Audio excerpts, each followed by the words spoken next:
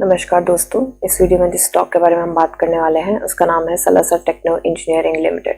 ये स्टॉक 21.50 के प्राइस पे ट्रेड करा है। मार्केट में इसने 4.12% का अप मूव दिया था।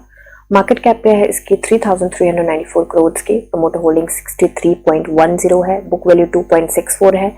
डिविडेंड यील्ड इसकी 0.09% है। फेस वैल्यू इसकी 1 है। सो बेसिकली फंडामेंटल वीडियो मैं ऑलरेडी बना चुकी हूँ, प्लेलिस्ट में ऐड कर दूंगी, आप देख सकते हैं। पर्सनली मुझे स्टॉक काफी पसंद है। काफी लोगों को ये स्टॉक ऑपरेटेड भी लगता है, बहुत सारी गलत बातें भी लगती हैं एंड लोगों को लगता है कि लोअर सर्किट में ट्रेड कर रहा है कुछ टाइम से, तो ये स्टॉक एक ट्रैप है या कुछ है। पर्सनली मैंने इसकी फंडामेंटल स्टडी करी है और मुझे अच्छा लगता है। मतलब कोई बाई सेल होल्ड की बिल्कुल भी रिकमेंडेशन है, मैं सिर्फ अपना बता रही हूँ कि मैं क्या सोचती हूँ इसको लेके।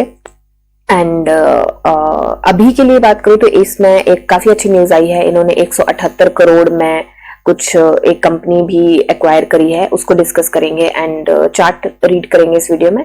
सो अभी शॉर्ट में बात करें तो स्टॉक 50 डीएमए से नीचे एंड 200 डीएमए से ऊपर ट्रेड करा है एंड होपफुली आने वाले टाइम में शायद मंडे को ये यहाँ पे गोल्डन क्रॉस दे देगा 50 डीएमए को।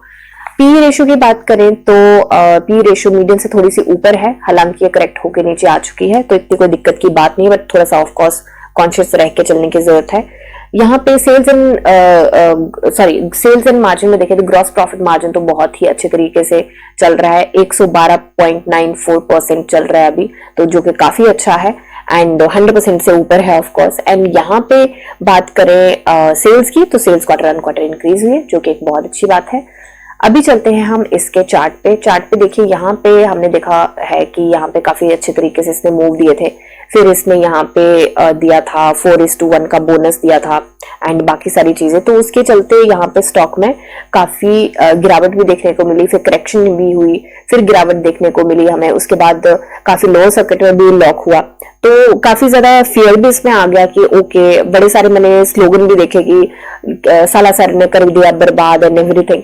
ठीक है, मतलब हर एक स्टॉक गिरता है, करेक्ट होता है, कोई ना कोई रीजन होता है। बस मेरे को बस इतना ये है कि आप ये सोच के चलिए कि आपने इन्वेस्ट क्यों किया है। फंडामेंटली अगर आप स्ट्रांगली फंडामेंटल स्टडी करके चले हैं तो कोई डरने की बात नहीं होती।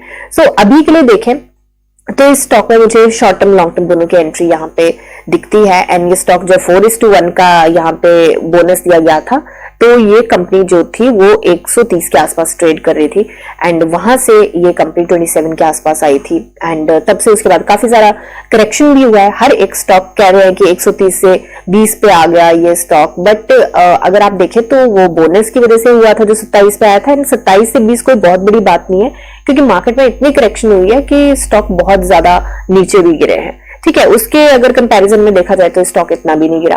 तो अभी के लिए देखें तो स्टॉक अपने रेजिस्टेंस के ऊपर ट्रेड करा है एंड स्ट्रॉन्ग के ऊपर भी स्ट्रॉन्ग सपोर्ट के आसपास भी ट्रेड कर रहा है।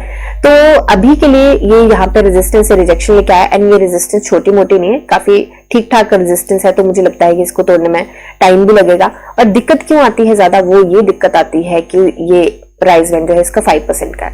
तो चलिए पहले बीएससी देख लेते हैं। ये एसएम लॉन्ग टर्म स्टेज 1 पे है, 5% का इसका बैंड है एंड एक न्यूज आई है 16 तारीख को, जो कि है यहाँ पे इन्होंने एक कंपनी को एक्वायर किया है। तो कंपनी का नाम है, इनके ये highest bidder in the acquisition है एंड इस कंपनी का नाम है EMC लिमिटेड। अंडर लिक्विडेशन है ये कंपनी अभी एंड ये कैसे लिया गया है, कैसे बिडिंग इसकी हुई है, ई ऑक्शन के थ्रू ये बिडिंग हुई है। ठीक है, तो बेसिकली यहाँ पे इसका बताया है कि कब कब कैसे कैसे क्या क्या हुआ है। तो यहाँ पे ये कितने की कंपनी खरीदी है सालासर ने, ये खरीदी है ₹178 करोड़, 178 करोड़ रुपए की कंपनी खरीदी है। यहाँ पे सालासर ने जो बताया है वो सारी चीजें हैं, बैंकरप्सी का कोड एंड एवरीथिंग, ये सारा कुछ बताया है इन्होंने। एंड यहाँ पे इन्होंने बताया है उस कंपनी के बारे में कि इसका बैकग्राउंड क्या है, क्या ये कंपनी करती है एंड कितने दिन में इन्होंने एक्विजिशन ये पूरी करनी है, 90 डेज का टाइम है और कैसे इन्होंने देना है, कैश कंसीडर किया गया है, कितने रुपए हैं, इसके बारे में ब्रीफ, कंपनी के बारे में ब्रीफ में बताया गया है कि कैसे कैसे क्या इसमें चीजें हैं एंड ये भी बताया गया है कि ये किस किस कंट्री में काम करती है। तो इन्होंने बताया कि ये इंडिया से बाहर भी काम करी है अभी भी एंड इनका तंजानिया एक कंट्री है, उसमें एक जॉइंट वेंचर है वहीं के लोकल पार्टनर के साथ, तो वहां पे भी कंपनी काम कर रही है। तो मतलब मुझे लगता है कि काफी अच्छी न्यूज है एंड होपफुली कल इसका मंडे को कल इसका थोड़ा सा असर देखने को मिलेगा इस स्टॉक पे, एंड हो सकता है ये अपर सर्किट में लॉक हो। अगर ये अपर सर्किट में अगर यहाँ से लॉक होता है तो देखिए ये वाली रेजिस्टेंस तो मेरे को लगता है ये तोड़ देगा, जो कि आ रही है यहाँ पे। रुकिए एक मिनट, मैं अभी बताती हूँ। तो मुझे लगता है कि देखिए ये वाली रेजिस्टेंस जो कि आ रही है हमें अभी 21.75 के ऊपर, जिसके रिजेक्शन लेके आया है, मुझे लगता है ये रेजिस्टेंस टूट जाएगी एंड उसके नेक्स्ट जो रेजिस्टेंस है वो बनती है 22.45 के आसपास। तो मुझे लगता है ये रेजिस्टेंस इसको लगेगा यहाँ पे, क्योंकि ये 5% जो बन रहा है वो बन रहा है 22.65 के आसपास। तो अगर ये भी रेजिस्टेंस तोड़ के ऊपर ये इस रेजिस्टेंस को सपोर्ट बना लेता है तब तो बहुत ही ज्यादा अच्छी बात हो जाएगी, क्योंकि इसके बाद इसकी जर्नी मुझे लगता है फिर इजी हो जाएगी। इजी तो वैसे इतनी ज्यादा नहीं रहेगी, आगे काफी रेजिस्टेंस आने वाली है इसको, ये वाली रेजिस्टेंस आएगी, ये वाली रेजिस्टेंस इसको झेलनी ही पड़ेगी, 24 की बहुत तगड़ी रेजिस्टेंस है ये। तो मुझे लगता है ये वाला कल अगर मूव ये दे देता है तो मुझे लगता है कि काफी सारा चीजें क्लियर हो जाएंगी। नहीं तो मुझे लगता है अगर कल की इस न्यूज का फर्क नहीं पड़ता है, और अब यहाँ पे एक और चीज भी आती है, वो आता है मार्केट का मूव, निफ्टी का मूव क्या रहता है। अगर निफ्टी साथ नहीं देती है तब तो हो सकता है कि इसी के नीचे नीचे कंसोलिडेट करे, क्योंकि जरूरी नहीं है, देखिए चाहे कितना भी स्ट्रॉन्ग स्टॉक हो, कितना भी अच्छी न्यूज हो, अगर निफ्टी साथ ना दे और मार्केट साथ ना दे तो मूव नहीं मिलता है। ये भी बड़ी बार देखने को मिला है। तो अब वॉल्यूम की बात करें तो थर्सडे को वॉल्यूम आया था 29 मिलियन के आसपास का एनएससी पे, एंड फ्राइडे को वॉल्यूम आया है लगभग 15 मिलियन का एनएससी पे। तो वॉल्यूम भी काफी कम हुआ है, तो होपफुली मुझे लगता है मंडे को इसमें मूव देखने को मिलेगा and short term long term दोनों की एंट्री मुझे लगता है यहाँ पे ओपन होती है। हालांकि शॉर्ट टर्म की एंट्री में वॉलेटिलिटी बहुत देखी जाएगी, तो थोड़ा संभल के चलने की जरूरत है, बट मुझे लगता है कि शॉर्ट टर्म की एंट्री के लिए मुझे लगता है कि 31 दिसंबर पता नहीं क्यों बोलती हूँ मैं बार बार, 31 मार्च तक मुझे लगता है कि यहां तक मूव करता हुआ 24 के आसपास मूव करता हुआ मुझे लगता है हमें दिख सकता है, क्योंकि ये रेजिस्टेंस काफी बड़ी है, तो मुझे लगता नहीं है कि ये तोड़ पाएगा तब तक। अगर तोड़ेगा तो यही कि इसी के आसपास कंसोलिडेट करता हुआ हमें मुझे लगता है मिलेगा। ठीक है, ये है शॉर्ट टर्म की एंट्री का। एंड लॉन्ग टर्म की एंट्री की बात करूं, जो इसके ये जो करंट क्वार्टर रनिंग क्वार्टर है इसके रिजल्ट से पहले मुझे लगता है कि यहां तक ये ट्रेड करता हुआ देख सकते हैं हम 27 के आसपास का, वहां तक के लिए हमें चाहिए 26% के आसपास।